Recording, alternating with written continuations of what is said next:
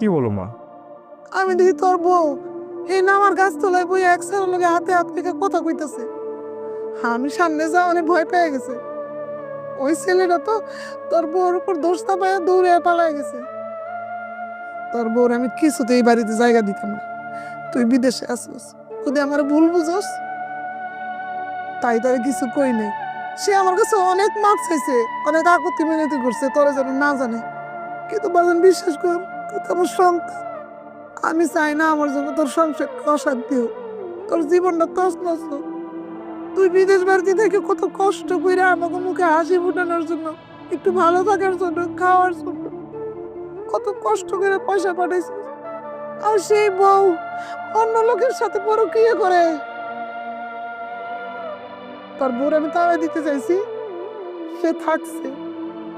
আমি বলে দিছি ঠিক আছে, আমারও সাফ সাফ কথা, আমার বাড়িতে আমার ছেলে আসুক, আমার ছেলে যদি তোমার নিয়ে থাকতে চায় থাকবো, না থাকলে সে সিদ্ধান্ত নিব কি করবো।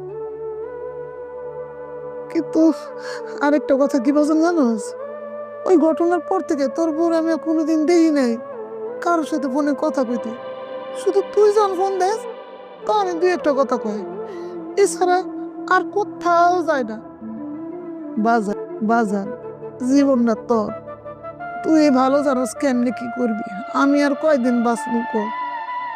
এখন ভালো থাকার দায়িত্ব তোর, মন্দ থাকার দায়িত্ব তোর। তুই সিদ্ধান্ত নি তুই কি করবি। আমার কোনো আপত্তি নেই, কোনো সমস্যা নেই বাজন। মা, আমি ওরে অনেক ভালোবাসি, বিশ্বাসও করি। ও এরকম একটা কাজ করতে পারলো মা? ওর জন্য আমি কত না কষ্ট করছি।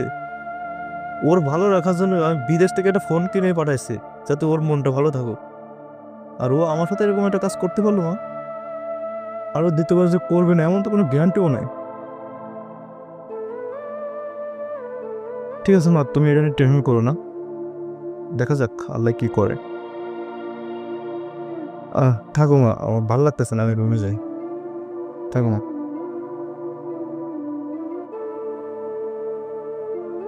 আল্লাহ, তুমি আমার ছেলের মনটার মধ্যে শান্তি এনে দাও। আমি কেমন মা, পোলার বোটাল একটু দেখেও রাখতে পারলাম না। এই কথাটা করতে আমার পুত্রের মনে জানে কি করতেছে। আমার পুত্রের মনটা থেকে তুমি শান্তি দূর করে আমার পুত্রের মন থেকে তুমি অশান্তি দূর করে দাও আল্লাহ।